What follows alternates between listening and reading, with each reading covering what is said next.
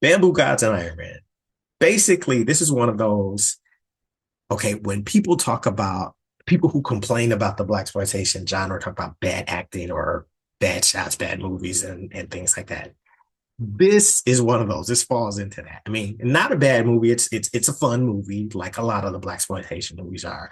But in terms of if you're trying to compare it like as a cinematic piece of art, it's got bad acting.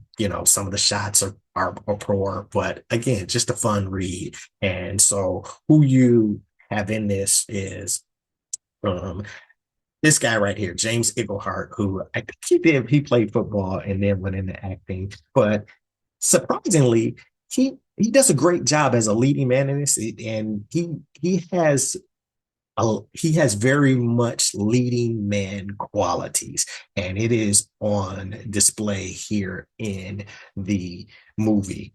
And so he plays this guy named Cal Jefferson. It's funny because in the trailer, and I think even on the movie poster, they call him Black Cal Jefferson. She's black because the guy's black, but it's just like, hey, they fear the legend of Black Cal Jefferson. Nevertheless, he does a really good job in the film. His wife is played by Shirley Washington. Shout out to Shirley Washington, hometown girl. She's from Detroit, so I'm gonna give it up to her. Shirley did she didn't have major roles in any other Blaxploitation movie. She was in Darktown Strutters, which was rebranded as Get Down and Boogie, depending on where you see it. She was in TNT Jackson as well, and then she was also in Fast Black or Disco 9000. But again, in those movies, I didn't even know she was in them until I kind of did research on her to see what else she did in the Blaxploitation lexicon. So her parts were very small. I think Darktown Strutters might be the biggest one of those because it said in Disco 9000, which I've seen, but I only remember like two or three people from that said she was a receptionist. So I'm gonna have to go back and watch that to look for her in there. Okay.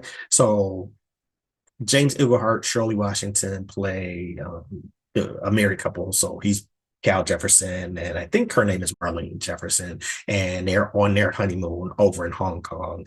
Now, the other person who's the leading character in this is a Filipino actor slash, I guess this guy, his name is Chiquito. He was a Filipino actor and comedian. I guess he was real big over there. So he's the kind of third and main person in this movie. And then there's a guy, the villain, I don't have a picture of him, but Ken Metcalf played the villain Leonardo King. And Ken Metcalf was in a lot of Blaxploitation movies. White guy, I think he played the villain in quite a few, and he was in several Serial Santiago movies. He was in Savage, TNT Jackson, Ebony, Ivory, and Jade, the others, and he was actually in pretty much all the movies I listed that Serial Santiago did. Okay, but this movie definitely a low budget movie. It starts off with some dudes robbing a grave and stealing, like taking a pouch, and you're like, what does this have to do with anything? But what ultimately happens is while Cal and his wife are honeymooning in Asia, his wife buys this Buddha, and supposedly whatever was stolen from that grave was hidden in this Buddha statue or in this box where this Buddha is.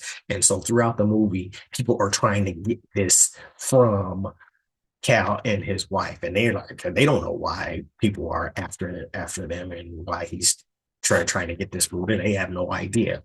But while they are kind of honeymooning and vacationing, they cutscene Chiquito, he's like this deaf mute, but he's fights these guys protecting this girl from, like I said, this just came out of nowhere. This thing came out of nowhere, protecting this girl from getting raped. He like rescues her fighting these guys, but they beat him up and they throw him in the river, ocean, whatever it is.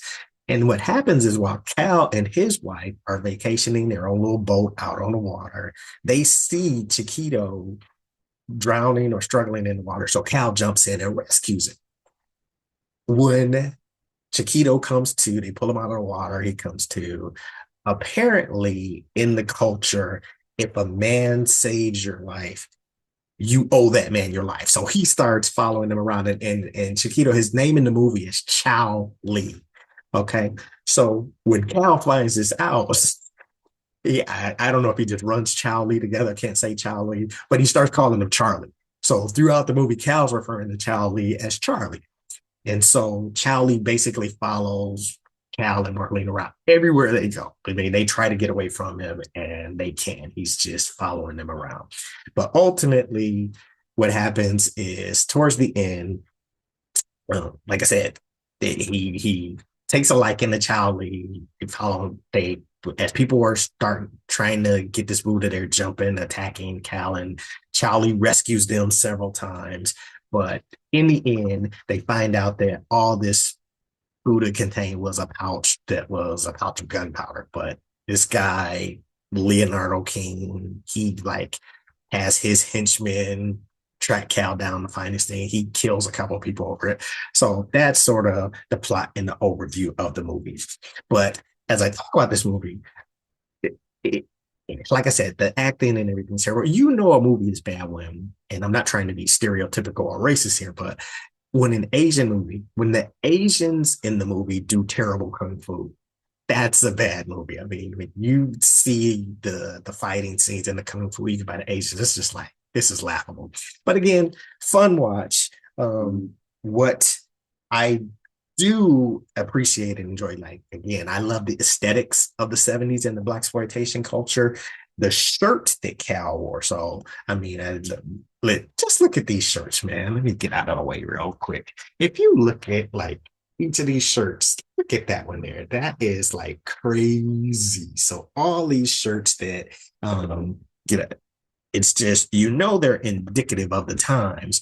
But I'll be honest with you, I would probably rock one or two of those there today. I would definitely rock. I would rock this one here, and then probably yeah, that one. What's that? That one there too. I'd rock that one there also. So that's probably one of the best things about the movie. So I don't really have a lot of scenes. Usually what I'll do is I'll say, "What's my favorite line?" It's not really any lines that stood out, and I'll like pull a couple of scenes and say, "Hey, this was my favorite scene," but not really. Again, just bad acting, kind of cheesy movie, fun because I love Blaxploitation. But here's an example of some of the action per se. This is what I mean when I say the fight scenes were terrible. So check this out.